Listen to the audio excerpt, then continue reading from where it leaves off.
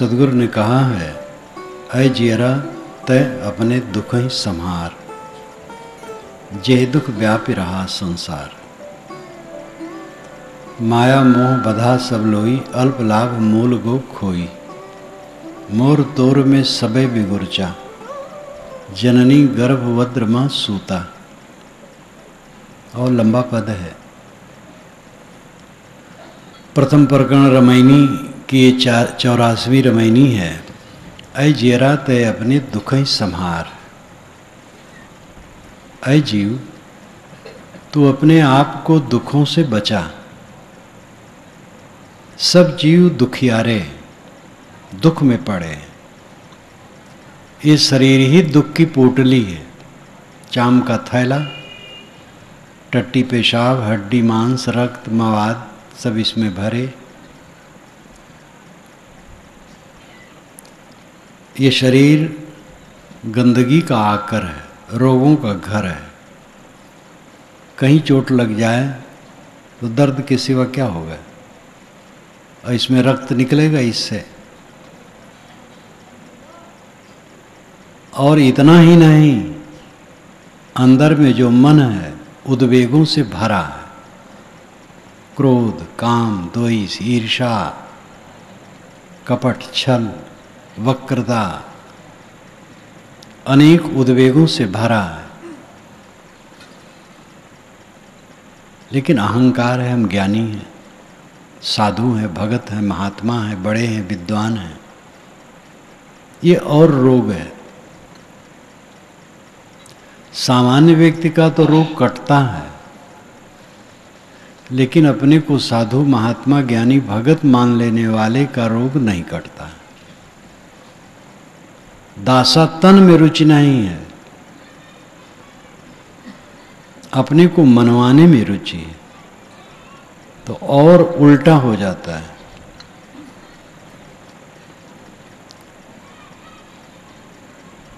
सब जीव दुखी क्यों हैं? क्योंकि देह ही दुख का घर है।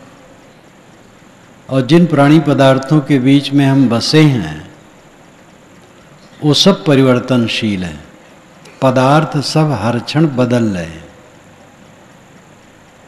प्राणियों के मन बदल रहे हैं। जहाँ सब कुछ बदलने वाला है वहाँ स्थिरता कहाँ है? जिनके प्रति हमारी बड़ी आस्था है, बड़ा मोह है, बड़ा प्रेम है, उनका मन बदल जाता है। कला कला कला कला, सारा संसार कला से भरा। लेकिन इसी गर्दा गुब्बार भरे संसार में, इसी कला भरे संसार में, इसी पीड़ा भरे शरीर में रहकर जो विवेकवान है अपना उद्धार कर लेता है। ये मनुष्य के बस में है। परिवर्तन को तो नहीं रोक सकता है, अपने मन को ठीक कर सकता है। साथियों के मन के परिवर्तन को हम नहीं रोक सकते। किसी का मन बदल जाए, बदल जाएगा। अपने शरीर की अवस्था को हम नहीं रोक सकते हैं, ये भागी जा रही है। लेकिन अपने मन को ठीक कर सकते हैं, सुबस कर सकते हैं, और इसी में दुखों की निवृत्ति है। अहंकार मुख्य बंधन है। अहंकार को अगर हम भदेसिल भाषा में कहें तो मूर्खता है। वैसे मूर्खता भदेसिल भाषा नहीं है, शुद्ध भाषा है, कठोर है। मूर्खता और अहंकार, अहंकार थोड़ी सभ्यता पूर्वक है, मूर्खता थोड़ा कठोर शब्द है। लेकिन कठोर शब्द के बिना भी काम नहीं चलता है। जब डॉक्टर ऑपरेशन करता है तो गहराई से चीरता है, और ज़रूरत पड़ने पर अंगूठे से दबा करके साफ कर देता है। तत्काल तो पीड़ा होती है, लेकिन मवाद निकल जाती है, दुख दूर हो जाता है। अहंकार और मूर्खता एक बात है। जिस संसार में एक कण पर मेरा अधिकार नहीं है, वहां की वस्तुओं का अहंकार करना मूर्खता नहीं तो क्या है। इस संसार के एक कण पर भी मेरा अधिकार नहीं, और यहां का अहंकार करना मूर्खता नहीं तो और क्या है। इस अपने अहंकार को समझे। हंता मां सबही पड़े, हंता देखे साध, हंता ते न्यारा रहे गुरमुख दृष्टि आबाद। ये सदगुरु रामराज साहब ने पंचग्रंथी में कहा। हंता मां सब ही पड़े, सब जीव अहंकार में पड़े हैं, क्योंकि अज्ञान है, समझ नहीं। विषयों की आसक्ति और चिपकाहट इतनी जोर से है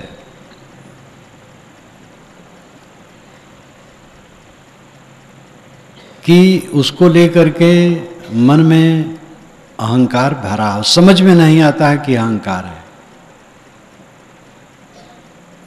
हंता मां सब ही पड़े, हंता देखे साध। जो अपने अहंकार को देखे वो साधु है, किसी वेश में हो और किसी लिंग में हो, स्त्री हो, पुरुष हो, नपुंसक हो,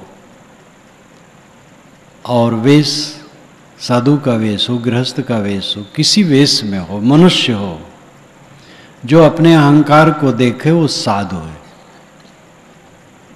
और हंता ते न्यारा रहे, अहंकार से अलग रहे, गुरमुख दृष्टि आबाद।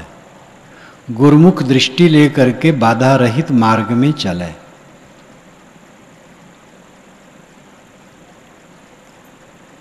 दूसरे के अहंकार को देख पाते हैं। एक महात्मा ने, मैं कभी कार्यक्रम में गया था तो उन्होंने पूछा कि महाराज, जब किसी का अहंकार देखने में आता है तब उनसे श्रद्धा नहीं रह जाती। तो मैंने कहा कि आप किसी के अहंकार को क्यों देखते हैं, अपने अहंकार को देखें। दूसरे के अहंकार को देखने का हमारा क्या अधिकार है, और उसको देख करके फायदा क्या होगा। अपना अहंकार देखें। किसी का अहंकार देखें तो ये सोचें कि ऐसे अगर मेरे अहंकार होगा तो लोग मुझे क्या कहेंगे। अपना स्वभाव अपने को प्रिय होता है, गंदा स्वभाव भी अच्छा लगता है। अगर दूसरे का वैसा स्वभाव है तो उसको देख करके खटकता है, तो निर्देश लेना चाहिए कि ऐसा ही स्वभाव दूसरे लोग जो हमारा देखेंगे तो उनको कैसे खटकेगा। इसलिए किसी की त्रुटि देख करके ये सोचना चाहिए कि ऐसी त्रुटि मेरे में ना आए। अब आप दूसरे के अहंकार को देखने के चक्कर में पड़े। साधक अपने को देखता है, दूसरे को नहीं। दूसरे में इतने ध्यान रखा जाता है कि कोई ज़्यादा उटपटांग है तो समझ ले, समझ करके सावधान हो जाए। साथियों को भी सावधान कर दे, बस काफ़ी है। अब उसके दोष का पाठ बनावे, लोगों से वर्णन करे, लोगों में वातावरण फैला करके उसको नीचा दिखाने की चेष्टा करे, ये साधक का लक्षण नहीं। उपेक्षा साधना में मानी जाती है। जो ऐसे लोग हैं कि जिनको हम सुधार नहीं सकते हैं और टेढ़े चलते हैं और सुधारने का बल हमारे में नहीं है, तो उसमें चुप हो जाना चाहिए। मन वाणी कर्म से उधर अपने को बचा लेना चाहिए। इसको कहते उपेक्षा। उपेक्षा का अर्थ घृणा और ईर्ष्या नहीं है। उपेक्षा का अर्थ है उधर चित्त ही न ले जाना। अगर किसी को हम सुधार सकते हैं तो लगें, और सुधार नहीं सकते हैं। अब आदमी टेढ़ा चल रहा है तो उसमें लगेंगे तो राग द्वेष करेंगे, लड़ाई झगड़ा करेंगे, कहा कोई करेंगे, दुख बढ़ेगा। इसलिए ऐसी जगह उदास हो जाना चाहिए बस। ये साधक के लिए है। और जो लड़ता है, विवाद करता है, तो दुख बढ़ाता है अपना, वो साधक नहीं।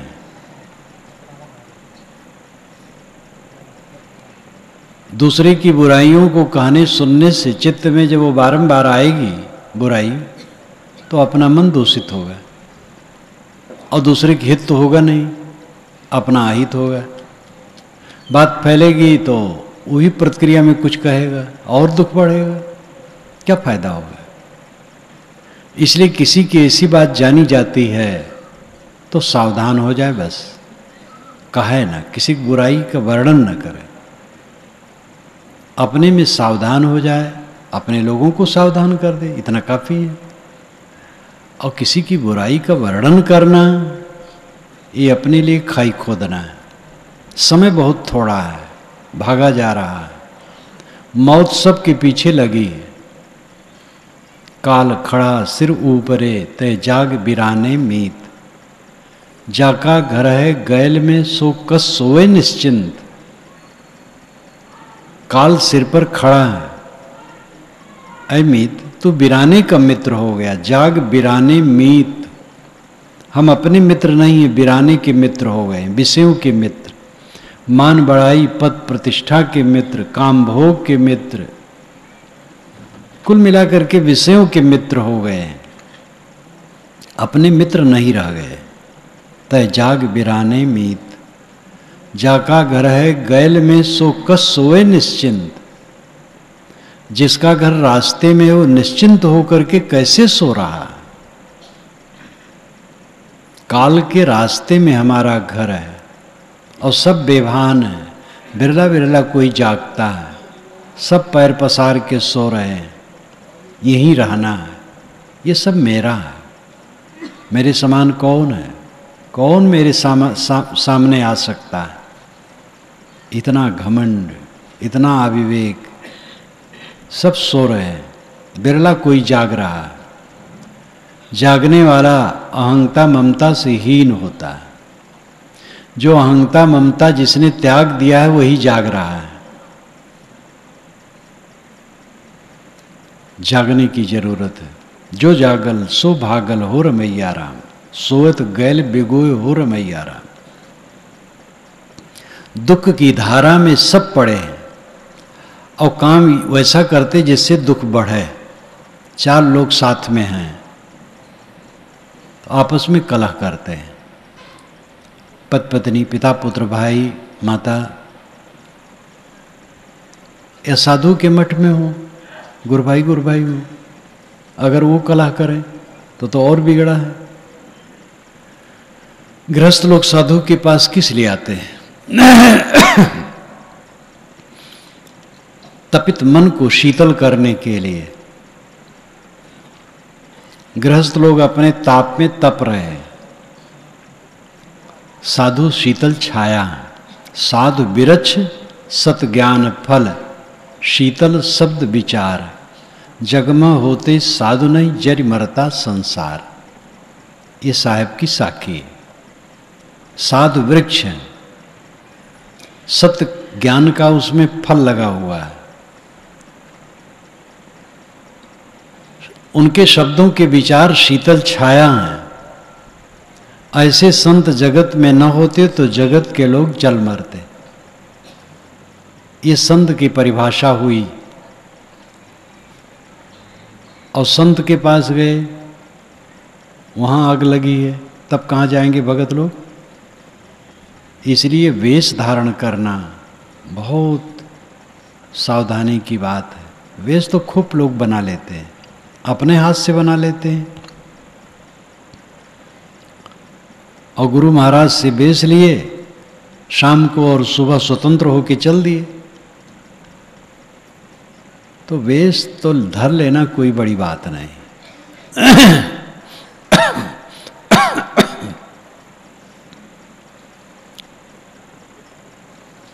साधु वृक्ष है, सत्य ज्ञान का उसमें फल लगा है, निर्णय वचनों के, निर्णय विचारों के वचन शीतल छाया है, इसलिए साधुओं की जिम्मेदारी और बढ़ जाती है।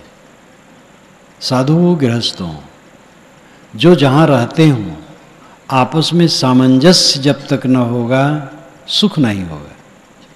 पति पत्नी में मैत्री भाव, पिता पुत्र में सद्भाव, भाई भाई में सद्भाव, पड़ोस के प्रति हमदर्दी, भगवान की भक्ति करते हैं और इंसान से बैर करते हैं। इंसान को छोड़ करके भगवान कहीं फलित होगा? हवा में बात करते रहो, उड़ाते रहो धूल, शब्दों की ढेरी से वस्तु उपस्थित नहीं होती। अगर हम लोग अखंड पाठ पानी पानी का करें तो पानी की एक बूंद भी वहां नहीं आएगी।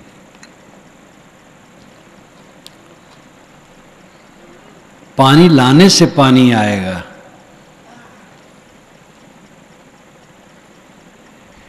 जब तक हमारे जीवन में परिवर्तन नहीं होगा तब तक कोई फल नहीं होगा। ये प्रथम कर्तव्य है कि जो जिन मनुष्यों के साथ हम रह रहे हैं आपस में मैत्री भाव, काफी दुख घट जाएगा। लेकिन यही लोग नहीं संभाल पाते हैं। एक लड़का है, पिता लड़का से लड़ता है, लड़का पिता से लड़ता है, कहीं माँ बेटे से लड़ाई है तो कहीं किसी से लड़ाई है, उतने में नहीं संभाल पाते हैं। कितने पति पत्नी कलह में रोज जीते हैं, भाई भाई जीते हैं, गुरु भाई जीते हैं, कैसे सुखी होंगे? ये तो मोटी बात है। प्रेम से जीने से तनाव रहित जीवन सुख में व्यतीत हो सकता है।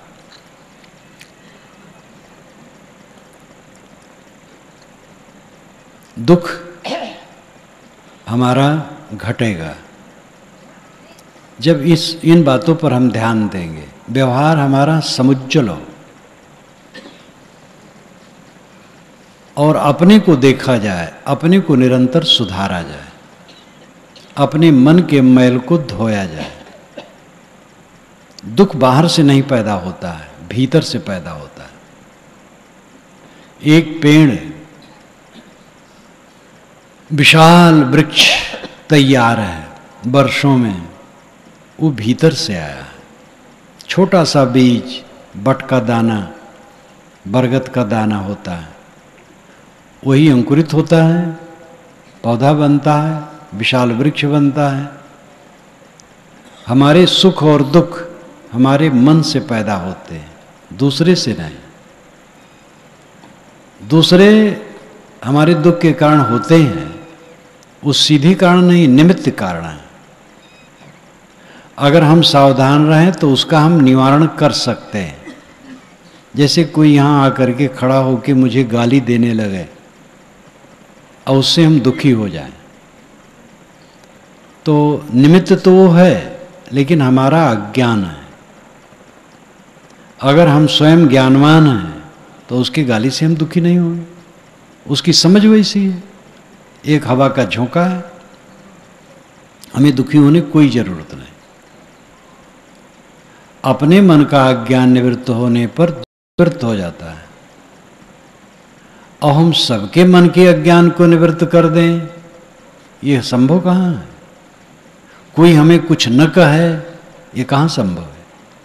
कहने वाले मिलेंगे, कहेंगे तो निमित्त तो संसार में बना रहेगा। निमित्त से ऊपर उठना चाहिए। हमारे दुखों का निमित्त दुनिया में है। जैसे कि बीमारी आ गई, एक निमित्त हो गया दुख का, लेकिन बीमारी को प्रसन्नता से, निर्विकार भाव से झेलें, संयम औषध करें, मन को दुखी न बनाएं। ये हमारा काम है।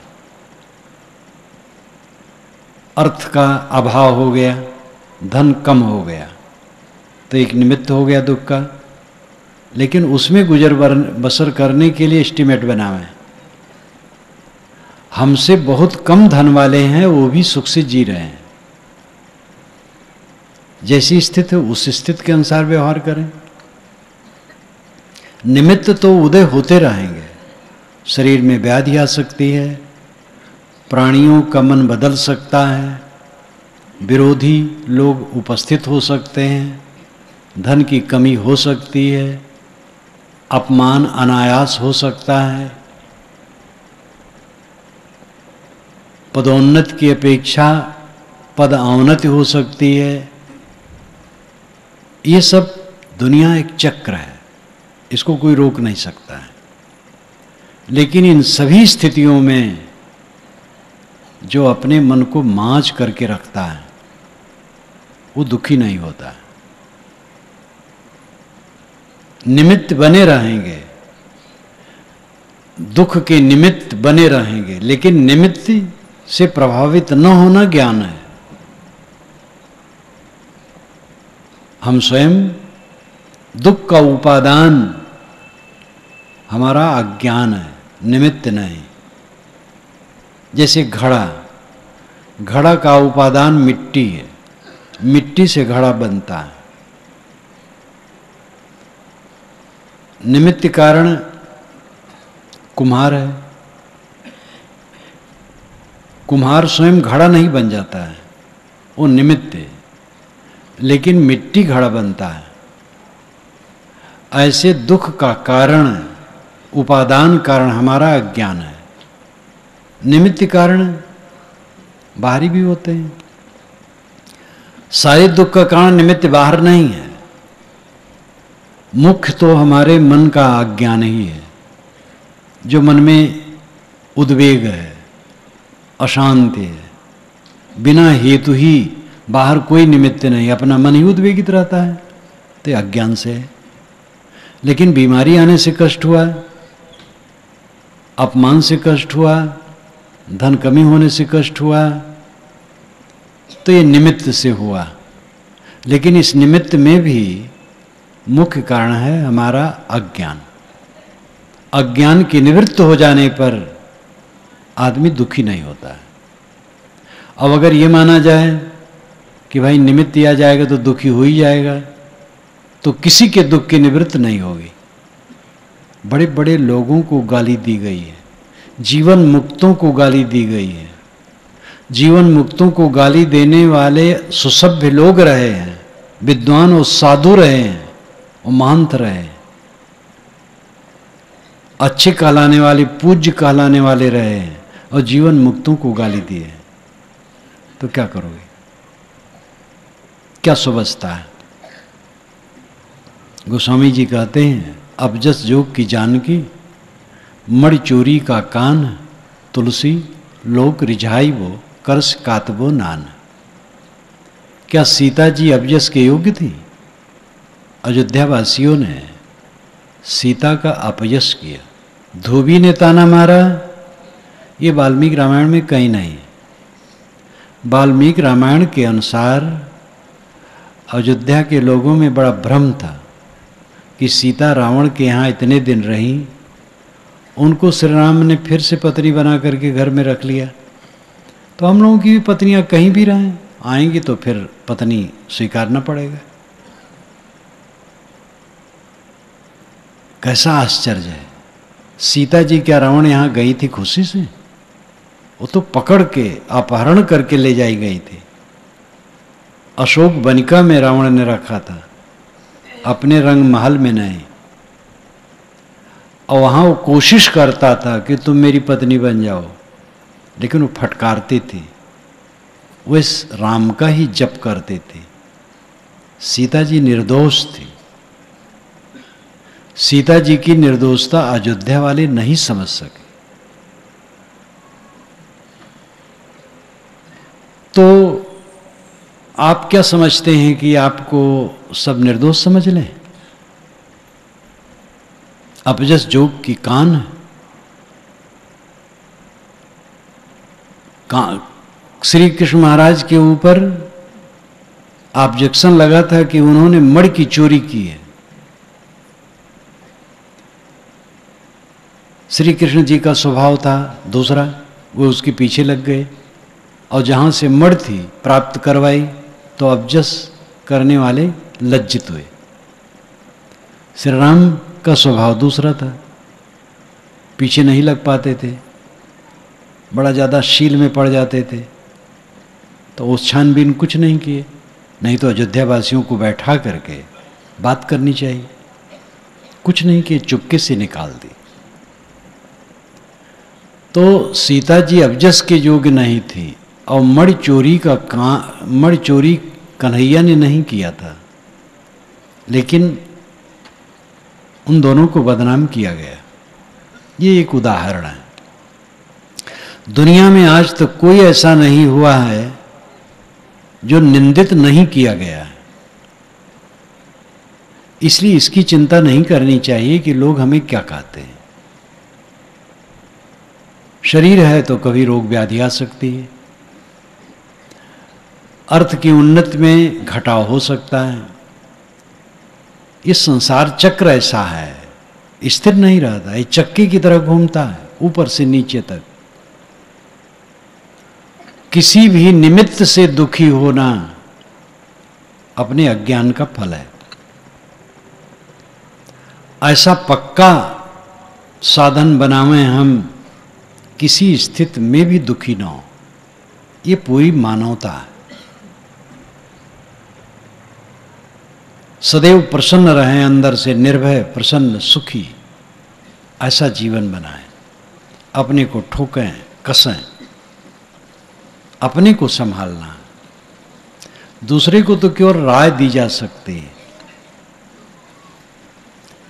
कृतार्थ आत्मा जीवन मुक्त पुरुष के शिष्य होते हैं, लेकिन वो सब शिष्यों को जीवन मुक्त नहीं बना सकते, राय दे सकते हैं,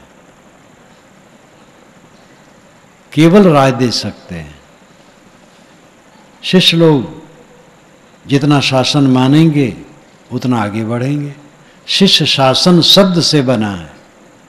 शासन, शासन का मतलब उपदेश, शिक्षा, उसी से शिष्य बना है। शिष्य वह है जो शासन माने, उपदेश माने। लेकिन उपदेश मान पावे तो, नहीं मान पाएगा तो गुरु क्या करेंगे? गुरु बेचारा क्या करे? शिष्य में है चूक, भावे तो ऊपर मुँह दिए, बांस बजाए फूक। इसलिए कोई जीवन मुक्त पुरुष भी अपने शिष्यों को जीवन मुक्त नहीं बना सकता है। स्वयं परिश्रम से होने वाला है।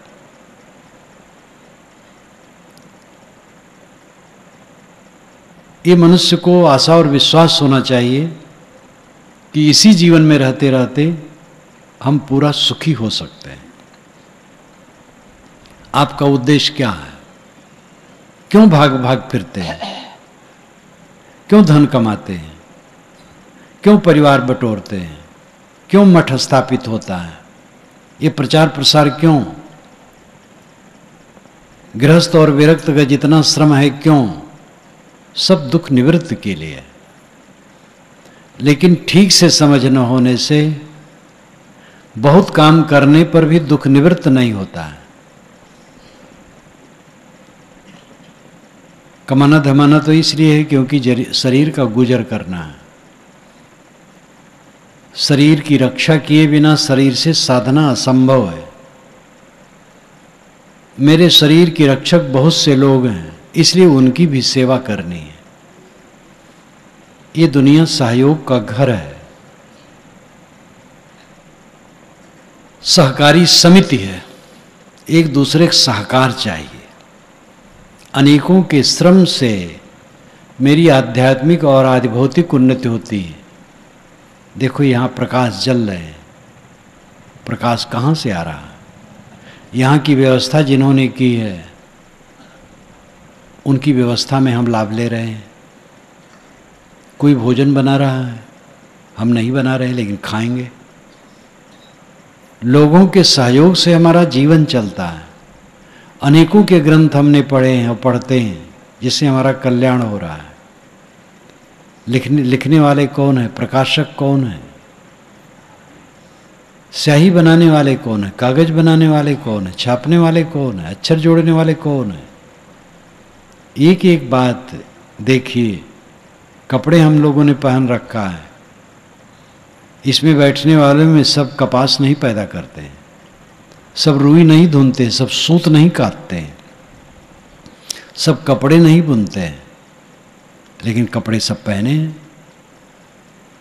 तो कपड़े बनाने वालों का उपकार हमारे ऊपर है। आप नज़र दौड़ाइए तो हमारे आध्यात्मिक और आधिभौतिक दोनों उन्नतियों के मूल में ये पूरी सत्ता का सहयोग है। इसलिए हमारा कर्तव्य बनता है कि हम सेवा परायण हों, तन से, मन से, धन से, वचन से, ज्ञान से, जो शक्ति हमारे पास हो उससे हम भी सेवा समर्पित करें। तो ये अदलू बदलू की दुनिया है, लेना देना करना। तो जीवन की रक्षा के लिए सब करना है, लेकिन जीवन किस लिए है? क्यों खाते हैं, क्यों जीते हैं? जीने का मतलब क्या है? रेंग रेंग करके जी करके मर गए कीड़े के समान, क्या मतलब हुआ? सब कुछ का मतलब है दुख की निवृत्ति, दुख से छूट जाना, दुखी ना होना, आनंदित रहना, प्रसन्न रहना, निर्भय रहना। जीना मरना दोनों बराबर लगना। शरीर है ठीक, अभी शरीर के मौत का समय आ जाए ठीक, अभी शरीर छूटने लगे, कोई हर्ज नहीं, कोई परेशानी नहीं। संग चले सो धन है, संतो छूट जाए सो माया। जो साथ में चले वो धन है, और जो छूट जाए वो माया है। ऐसा मन मजबूत हो। लड़के ने कुछ कह दिया, दुखी ना हो। पत्नी ने कुछ कह दिया, पति ने कुछ कह दिया, भाई ने कुछ कह दिया, गुरु भाई ने कुछ कह दिया, किसी ने कुछ कह दिया, दुखी ना हो। आपत्ति विपत्ति आ गई, दुखी ना हो। प्रसन्नता से उसको काटने का प्रयास करें। सुर नरमुनि ओ देवता, 7 दीप 9 खंड, कहें कबीर सब हो गया देह धरे को दंड। साहब कहते सुर नर में देवता 7 दीप 9 खंड के सभी लोग देह धरने का दंड भोगते हैं।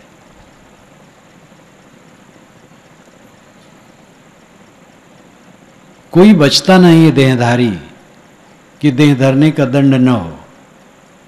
शरीर गलेगा, रोग न होगा तो भी गलेगा, बुढ़ापा आएगा, जर्जर होगा, काया ढीली होगी।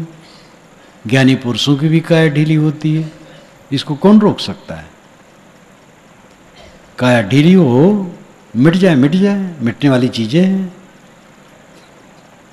जिस किसी स्थिति में प्रसन्न रहना, आनंदित रहना, निर्भय रहना, ये कल्याण अवस्था है। अपने दुख को मिटाओ। दुख को मिटाने का रास्ता सरल है। अपने अहंकार ममकार को हम काटें।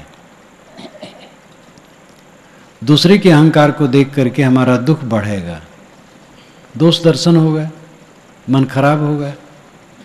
दूसरे के चित्त को तो हम सुधार नहीं सकते हैं, अपने को सुधार सकते हैं, वो सुधारने की चेष्टा नहीं है। और जिसके लिए हम चेष्टा नहीं कर सकते हैं सुधार की, उसके लिए हम नुक्ताचीनी में पड़े हैं। क्या मतलब हुआ? साधक वह है जो अपने को देखता है, जो दूसरे को देखता वो बाधक है, साधक नहीं। सदैव अपने को देखो और अपने को शोधो, अपने को धुनो। रुई धुनिया धुनता है, एक एक रेशे अलग अलग कर देता है, कचरा नीचे झड़ जाता है। साफ रुई बड़ी सुंदर लगती, धुनी हुई रुई। अपने मन को हमें धुनना चाहिए, धुन करके साफ कर लेना चाहिए। समय भागा जा रहा है, इसी गर्दा गुब्बार भरे, राग द्वेष भरे, कीचड़ पानी भरे संसार में महापुरुषों ने अपना उद्धार कर लिया है। जो दुनिया के बड़े पुरुष हो चुके हैं, देश में विदेश में हर जगह, ये नहीं मानना चाहिए कि भारत में ही बड़े पुरुष होते हैं, पूरी दुनिया में होते हैं। पहले भी थे, आज भी हैं, आगे भी होंगे। उन महापुरुषों ने अपना उद्धार किया। संसार ऐसे था, इसी कोई बड़ा विलक्षण नहीं था। हम समझते हैं पहले का जमाना बड़ा अच्छा था, ये भ्रम है। पहले सब अच्छा था, आज खराब है, आगे और खराब आएगा, ये मानसिक भ्रम है। पहले भी अच्छा खराब थे, आज भी अच्छा खराब है, आगे भी अच्छा खराब आएगा। आज बहुत अच्छा है, वैसे भी बहुत अच्छा है। इतना विज्ञान का युग है। आज से 100 वर्ष के पूर्व की बात होती, 200 वर्ष पूर्व की बात होती, तो यहाँ 10-5 मसाल जगह जगह रखा होता, लाउड स्पीकर थोड़े होती। और आप लोग जो ट्रेन से बस से यहाँ आ गए थोड़े होता। इतने आदमी इकट्ठा होना सरल थोड़े था, बहुत मेहनत से लोग इकट्ठे होते थे। विज्ञान का कितना साधन बढ़ गया है, यातायात साधन, संचार साधन, सब प्रकार के साधन बढ़ गए हैं। और ख़ास बात तो यह है कि आज हम जी रहे हैं, आज हमें कल्याण करने का हमारा अवसर है। तो आज खराब है तो हम कब कल्याण करेंगे? आज खराब काहे का है? आज खराब नहीं, बहुत बढ़िया। दुनिया में बेईमान बहुत हैं, बहुत ज़्यादा हैं, ऐसा लोग कह देते हैं। दुनिया में अच्छे लोग बहुत हैं।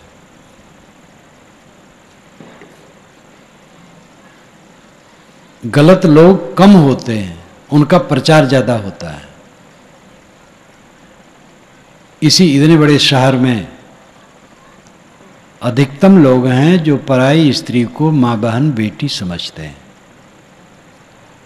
कोई उचक्का किसी लड़की के साथ दुर्व्यवहार कर दिया तो अखबार में छपता है, लेकिन हजारों लाखों लोग पराई स्त्री को माँ बहन बेटी समझते हैं, उनका नाम अखबारों में नहीं छपता। तो मान लिया जाता है आजकल खराब लोग बहुत हैं। आजकल खराब लोग बहुत नहीं, खराब अच्छे सब समय रहे। आज का समय बहुत बढ़िया। हम लोग चलते हैं फिरते हैं, आंखें न होती, रास्ता न देख सकते, ग्रंथ न पढ़ सकते, महापुरुषों के दर्शन न कर सकते, हाथ न होते सेवा न कर सकते, पैर न होते चल न सकते, बुद्धि न होती कुछ समझ न सकते। ये सारी योग्यताएं प्राप्त हैं। कितना बढ़िया समय है। संत सदगुरु मिले हैं, सदग्रंथ मिले हैं। अब हमें अपना काम करना है। समय खराब नहीं है, समय अच्छा है, सब कुछ ठीक है। इतना बढ़िया माहौल, हमें चांद सूरज मिले हैं, तारे मिले हैं, इतनी बड़ी पृथ्वी मिली है, हवाएं मिली हैं, इतने लोग हम यहाँ बैठे हैं, हमारे नाम से इसकी रजिस्ट्री है और सब उपयोग कर रहे हैं। आप लोगों के नाम से नहीं, मेरे नाम से भी नहीं, कबीर पारक संस्थान के नाम से रजिस्ट्री, और हम लोग उपयोग कर रहे हैं। सड़क में आप आए हैं, वो कबीर पारक संस्थान का नाम भी उसमें नहीं है और सड़क का उपयोग आप किए हैं। बस में आए हैं, ट्रेन में आए हैं, वो भी किसी के नाम से नहीं है और उपयोग किए हैं। हवाएं आती हैं, किसके नाम से रजिस्टर्ड है? चांद सूरज किसके नाम से रजिस्टर्ड है? इतना वरदान सब तरफ से हमें मिल रहा है। संत जन रास्ता दिखाने वाले हैं। हमें अपने को ठीक करना। समय अच्छा है, लोग बुरे नहीं हैं, लोग सब अच्छे हैं, हम बुरे हैं। अपनी बुराई देखना। कोई बुरा है वो जाने, उसका सर दर्द हो गया, उसके पीछे हम क्यों पड़े? अपने को देखें। दुख दूर करने का साधन हमारे पास है, वो है विवेक। लेकिन विवेक ऐसे जगता नहीं है। कहीं कहीं स्वप्नवत आ गया तो उससे काम नहीं होता है। आग लकड़ी में होती है, लेकिन उससे आग लगती नहीं है। कुछ लकड़ियों में आग होती है, जब उसको घिसा जाता है तब आग पैदा होती है। शक्ति आप में है, विवेक की शक्ति, लेकिन उस सामान्य शक्ति से काम नहीं बनेगा, उसको घिसना पड़ेगा। और उसी के लिए संत जन है, जिन्होंने अपने को शोधा है और शोध रहे हैं, ऐसे संत की जरूरत है। वेश तो बहुत है, साधु और वेश में बड़ा अंतर है। जो साधक है, जो साधना में लवलीन है, जो दुख निवृत्त है, ऐसे संत की जरूरत है। उनको संत कहो, गुरु कहो, पीर कहो, औलिया कहो, महात्मा कहो, वो भाषा है, बात एक है। पूरी दुनिया में आप किसी का साहित्य उठा के पढ़िए, चाहे ईसाइयों का, चाहे इस्लामियों का, चाहे हिंदुओं का, जैनों का, बौद्धों का, और कबीर पंथ, वैष्णव, वेदांत, किसी का भी, हर जगह गुरु का महत्व है। गुरु के बिना रास्ता कौन दिखाएगा?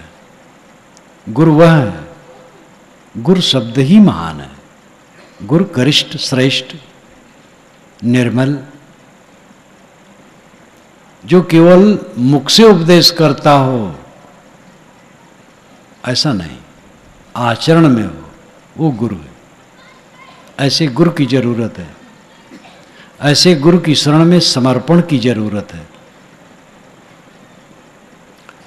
ऐसे संतों के सानिध्य में रह करके काम करने की जरूरत। जो विरक्त हैं वह ऐसे गुरु और संतों की शरण में अपने को डाल करके शिष्य बन जाएं और साधना करें, तब दुख दूर होने की प्रक्रिया में होंगे। गृहस्थ लोग हैं, वे भी उनकी शरण में जाएं, लेकिन उनके साथ तो नहीं रह सकते, तो उनसे प्रेरणा ले लेकर के अपना काम करें। सदग्रंथ संतों के प्रतिनिधि। मेरे अपने जीवन में सदग्रंथों ने जो मेरा उद्धार किया, मैं स्वयं इसका अनुभव करता हूँ। पहले जब मैं वैदिक साहित्य में डूबा था थोड़ी उम्र में, तो उस समय भी संत महात्मा कोई मिलते थे तो उस मार्ग के भी बोधवान नहीं मिलते थे। कोई मिल गया, कोई गजेड़ी है, कोई भंगेड़ी है, जीवन उनका बहुत हिस्से में अच्छा है लेकिन गांजा पीते हैं, बोध कुछ नहीं है, बोध नहीं दे सकते हैं। संत आगे दरवाजे पर सेवा कर दिया, अगर राम रहीम कुछ कह दिए बस। वेद शास्त्र ग्रंथ पढ़ता था, कुछ समझ में जो आता था अभ्यास करता था। जब कबीर साहब का विचार मिला तो सक्रिय रूप में संत मिले, गुरु मिले, लेकिन उनसे भी मुलाकात थोड़ी होती थी, साल में कहीं 2-3 बार, और 2-3 दिन के लिए, 1 दिन के लिए। लेकिन ग्रंथ ऐसे आधार बने कि ग्रंथों को पढ़ पढ़ करके जीवन बदला। ग्रंथ संतों के प्रतिनिधि, खूब अध्ययन सबको करना चाहिए। यथार्थ सद्गुरु में समर्पण भाव, संतों का साहचर्य, विनयवनत होकर के उनसे निर्देश लेना, और सदग्रंथों का स्वाध्याय और सेवा भाव से अपने चित्त को शुद्ध करना, जब ये सब काम किया जाएगा तब विवेक जगेगा। अहंकार से विवेक क्या जगेगा? और पर्दा हो जाएगा। बाहरी प्रलोभनों में पड़े हुए साधक भटक जाते हैं। कितने साधक घर द्वार छोड़ते हैं, थोड़े में अपने को सिद्ध मान लेते हैं, पूर्ण काम, अहंकार की गांठ हो जाते हैं। समझ में नहीं आता अहंकार है, समझ लेते पूरे हैं, महात्मा हैं, हम अपने को महात्मा मान लेते हैं, बस वहीं सब चौपट हो जाता है। साधक विनयामनत हो करके गुरु की शरण में चलता है, उसके हृदय में विवेक उदय होता है। बहुत महीन रास्ता है। साहब का घर दूर है जैसे लंबी खजूर, चढ़े तो चाखे प्रेम रस, गिरे तो चकनाचूर। तो दूर कैसे है? ये विषयासक्ति नचाती है सबको। जो विषयों के प्रति चिपकाहट है, काम भोग के लिए चिपकाहट है, तो सम्मान भोग के लिए चिपकाहट है, गुरु बनने के लिए, गुरु बनने की चेष्टा विषयासक्ति है। स्वाभाविक रूप में जिम्मेदारी लेकर के सेवा करना हो बात अलग है, नहीं गुरु बनने की लालसा है तो विषयासक्ति है। गुरु बनने की क्यों लालसा है? कि हम लोगों को इजाज़त दें, बड़े बने, ये सब वही विषयासक्ति की बात आई। महंत बनने की इच्छा है, शासन करने की इच्छा है, स्वामित्व की इच्छा है, ये विषयासक्ति है। विषयासक्ति का पर्दा बहुत भयंकर, बहुत पतला, बहुत सूक्ष्म, पर्दे पर पर्दा है, इसलिए साधक भटक जाते हैं। थोड़े में अपने को पूर्ण मान करके उन्मादी हो जाते हैं, इसलिए दुख दूर नहीं होता है। मन का क्लेश दुख है। किसी ने गाली दे दी ये दुख नहीं है, घाटा हो गया दुख नहीं, बीमारी आ गई दुख नहीं है, फटे कपड़े पहने ये दुख नहीं है। मन का उद्वेग दुख है, मन का क्लेश दुख है, और हमारे मन का क्लेश हमारे पाप का फल है। हमारे मन में जो राग है, द्वेष है, ईर्ष्या है, भोगों की लालसा है, सम्मान की लालसा है, ये ललक है जो संसार के प्रति चमक दमक में। देखत सोना लगे सकल जग कांच है, अरे हाँ पलटू जीवन कहिए झूठ तो मरना साँच है। पलटू साहब कहते हैं देखने में सोना लगता है लेकिन सारा संसार कांच है।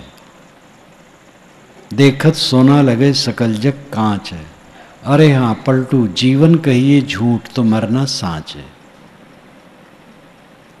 इसमें बैठे लोग, सज्जन लोग स्वयं सोच सकते हैं, अनेक बातों में उन्हें अपनी त्रुटियों से स्वयं झटका लगा होगा। जहां वे आकर्षित हुए होंगे फिर कुछ दिन के बाद विकर्षण हुआ होगा।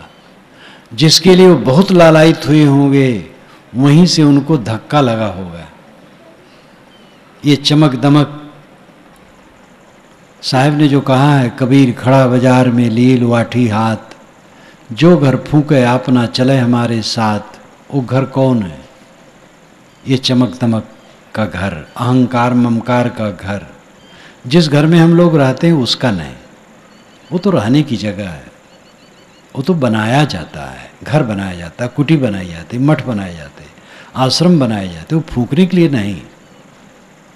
यहाँ लाक्षणिक अर्थ है, अभिधा लक्षणा व्यंजना, 3 शब्द शक्तियाँ हैं। शब्दार्थ को अभिधा कहते हैं। शब्दार्थ जहाँ न लगे वहाँ लक्षणा है, जहाँ लक्षणा भी नहीं लगता वहाँ व्यंजना। तो ये लक्षणा अर्थ में है, जो घर फूके अपना।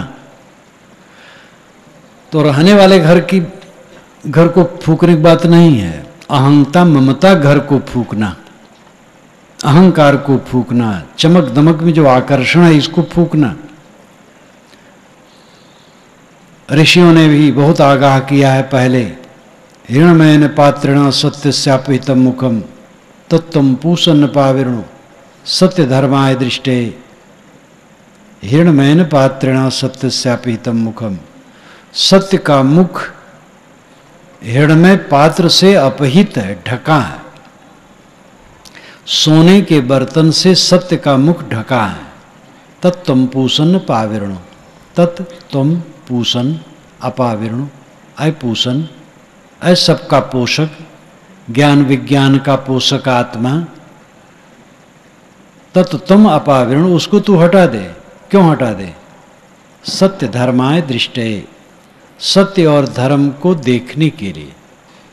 सत्य आत्मा है और धर्म पवित्रता है। आत्मा तो आप ही, आत्मा को, चेतन को, रूह को, सोल को, और अंततः वही खुदा है और अल्लाह है और राम है, रहीम है। उससे अलग आप कहीं नहीं पाएंगे। ढढोड़ते रहो, भटकते रहो, आकाश में चाहे पुकारो, चाहे मंदिरों में पुकारो, कहीं कुछ मिलेगा नहीं। सबके अंदर की ज्योति, अंतर ज्योति। अंतर ज्योति शब्द एक नारी, हरि ब्रह्माता की त्रिपुरारी। कबीर साहब की वाणी में बीजक में प्रथम शब्द अंतर ज्योति है।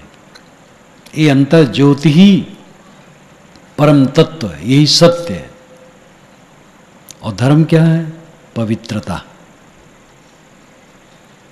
कहें कबीर सत सुकृत मिले तो बहुर न झूले आन। साहब कहते हैं सत और सुकृत जिसको मिल जाते हैं वो भटकता नहीं। सत अपना स्वरूप है, हक बीनी, हक को देख लेना, सत को देख लेना, अपने आप को पहचान लेना, ये सत्य है। और सुकृत पवित्र आचरण। सत्य धर्माय दृष्टि, सत्य और धर्म के दर्शन के लिए ये चमकते हुए सोने के बर्तन को हटा दे। ये जो चिमचिम कर रहा है, मान बढ़ाई, पद प्रतिष्ठा, गुरुआई, मानती, प्रधानमंत्रित्व पद, सरपंच और प्रधान का पद, नाम कितने लिए जाए। सब दुनिया के चक्कर मकर में। आजकल तो चुनाव, जो एमएलए एमपी का चुनाव का जितना साजबाज से चुनाव होता था, अब सामान्य सदस्य का चुनाव ऐसा हो रहा है, लाखों लाखों खर्च हो रहे हैं। एक प्रदेश में मैं था, कहाँ साहब, सरपंची के चुनाव में और उसके ग्राम पंचायत के सदस्यों के चुनाव में इतने शराब बांटे गए हैं कि हद है। तो ये सब में तो पतन है। चमक दमक में अब आजकल पंचायतों को हक ज़्यादा मिल गया है, पैसा ज़्यादा आता है काम करवाने के लिए, इसलिए होड़ मच गई है, द्वंद्व बढ़ गया है। चमक दमक, हर जगह चमक दमक वही पाप पैदा करती है, हम प्रलुब्ध हो जाते हैं। इसलिए कल्याण का रास्ता वैराग्य है। वैराग भड़काऊ शब्द है। वैराग से अर्थ लोग समझ लेते हैं घर छोड़ देना, कपड़ा बदल लेना। वैराग का अर्थ ये नहीं है। वैराग का अर्थ है अनासक्त हो जाना। आप घर में रहें या घर छोड़ दें, ये योग्यता पर निर्भर करता है। घर जल्दी न छोड़ें, घर में रहें। और घर छोड़ें तो सही ढंग से छोड़ें। घर छोड़ें तो किसी वैरागवान की शरण में समर्पित हो जाएं और साधना करें। और घर छोड़ करके बस फिर भटकना, ये कोई फायदेमंद नहीं। तो घर में रहो, घर छोड़ के रहो, जो जहां हैं सबको वैराग की जरूरत है, अनासक्ति की जरूरत है। जब आप भोजन करने बैठते हैं, वैराग की जरूरत है। वैराग नहीं रहेगा तो ज़्यादा भोजन कर लेंगे, प्रलोभन में पड़ जाएंगे, 4 कौर और खा लेंगे, फिर तकलीफ होगी। वहाँ भी वैराग की जरूरत है। पति पत्नी 9 दंपति हैं, बिल्कुल विवाह हुआ है, अगर उनमें वैराग्य है तो एक दूसरे के प्रति दुर्व्यवहार नहीं करेंगे। वैराग्य नहीं तो दुर्व्यवहार करेंगे। पति पत्नी से बहुत कुछ चाहेगा और पत्नी पति से, और थोड़े दिन में क्लेश होगा। उनके मन में अनासक्ति है, सद्भाव है, विवेक से जिएंगे तो सुखी रहेंगे। वहाँ भी वैराग का अंश चाहिए। 9 दंपति में भी वैराग का अंश चाहिए। और वैराग शब्द जरा बहुत भड़काऊ है। अनासक्ति को शुद्ध प्रेम, मोह नहीं। मोह आवरण है, मोह से सारा पाप पैदा होता है। जब हम दिग्भ्रमित होते हैं चकाचौद में, और चकाचौद कितने दिन की है, मानती वो गुरुवाई के लिए कितना कितना पाप हो रहा है। तीर्थों में जाके देखिए, मठों में देखिए, मानती के लिए षड्यंत्र चलते हैं और बहुत कुछ किया जाता है। क्या ये लोग सब साधु हैं, साधक हैं? साधक तो ऐसा सोच भी नहीं सकता। गृहस्थ हो, विरक्त हो, कोई भी हो, सबको अपने को चमक दमक से बचाना है, चकाचौंध से अपने को बचाना है। दुख पैदा होता है चकाचौंध में भ्रमित होने से। पतंगा दीपक की ज्योत की चकाचौंध में कूद के जल मरता है। हर इंसान विषय वासना और दुनिया के ऐश्वर्य की चकाचौंध में अनेक विकारों को पैदा करके अपने मन को नरक बना लेता है। मन की पूरी निर्मलता सच्चा सुख है। दुख की निवृत्ति मन की पूरी निर्मलता में। ये जितनी चर्चा हुई है ये कोई संप्रदाय की बात नहीं, किसी संप्रदाय की बात नहीं, ये आपके अस्तित्व की बात है। आप कबीर साहब की वाणी पढ़िए, बीजक। कोई संप्रदाय उसमें है ही नहीं, कबीर पंथ तक का नाम नहीं है, कोई नियमावली नहीं है, कोई पूजा पाठ का विधान नहीं है। प्राप्त विचारों पर समीक्षा है और सत्य का उद्घाटन है। आप हैं, आपका अस्तित्व है, अब आप दुखी। मन का क्लेश, मन का उद्वेग, मन का संताप, मन का भय, मन की पीड़ा, ये क्लेश है। और इसकी निवृत्ति के लिए सरलता, पवित्रता, सेवा, भक्ति, ज्ञान, विवेक, ये सब की जरूरत है। अय जेरा तय अपने दुख संहार, जय दुख व्यापी रहा संसार। सारा संसार दुख में तप रहा है। माया मोह बधा सब लोई, सब लोग माया के मोह में बधे हैं। अल्प लाभ मूल गो खोई, अल्प लाभ थोड़ा लाभ और मूल खो जाता है। किसी आदमी को लटा दिया जाए, जवान पर एक एक बूंद मधुरस टपकाया जाए और गर्म लोहे से पूरे शरीर को दागा जाए। दुनिया का सुख ऐसे है, जरा सा मधुरस जीभ पर टपका करके पूरे देह को तपाया जा रहा है। दुनिया के सुख के भ्रम में पड़ करके इंसान गलत आचरण करता है। एक खुला गलत आचरण है, असंवैधानिक, और एक संवैधानिक घेरे के अंदर में रह करके दुराचार करता है। आप किसी का रोटी छीन करके खाइए, ये गैर कानूनी है, खुले रूप में पाप है। लेकिन अपने ही मेहनत की रोटी हो और ज्यादा खाइए, ये भी पाप है, इससे तकलीफ होगी। माया मोह बधा सब लोई, अल्प लाभ मोल गो खोई। मोर तोर में सबे बिगुरचा, मोर तोर में सब उलझे। मोर तोर मानना पड़ता है। अपना घर, अपना मकान, अपना आश्रम, अपना खेत, अपनी दुकान, अपना कारखाना मानना पड़ता है। लेकिन विवेकवान समझता है ये व्यवहार है, परमार्थ अपना कुछ नहीं, तत्वतः अपना कुछ नहीं। तो ये जो चित्त तप रहा है, मन जल रहा है, भय और संताप में सब जीव ग्रसित हैं,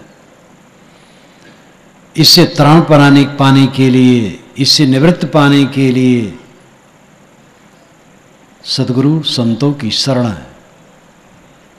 सेवा भक्ति द्वारा अपने चित्त को शुद्ध करना, स्वाध्याय साधना सत्संग द्वारा विवेक को जगाना और विवेक के मार्जन से अपने मन को निर्मल करना निरंतर। निर्मल मन में दुख का अभाव होता है और सच्चा सुख उदय होता है। तब आदमी उस समय भी इसी संसार में रहता है जब तक शरीर रहता है, और इसी हाड़ चाम की काया में रहता है, लेकिन निर्भय रहता है, संतुष्ट रहता है, तृप्त काम रहता है, आत्माभिमुख रहता है। वो व्यवहार करते हुए भी अपने में संतुष्ट रहता है, पूर्ण शीतल, ठोस शीतल रहता है। ये अवस्था आप प्राप्त कर सकते हैं, सब प्राप्त कर सकते, स्त्री पुरुष गृहस्थ विरक्त कोई भी हो, पूरा काम करना पड़ेगा, आधे से काम नहीं चलेगा। लगना चाहिए, जम के लगें और आगे बढ़ें। इसी के साथ मैं अपनी वाणी को विराम देता हूँ। बोलिए सद्गुरु देव की जय।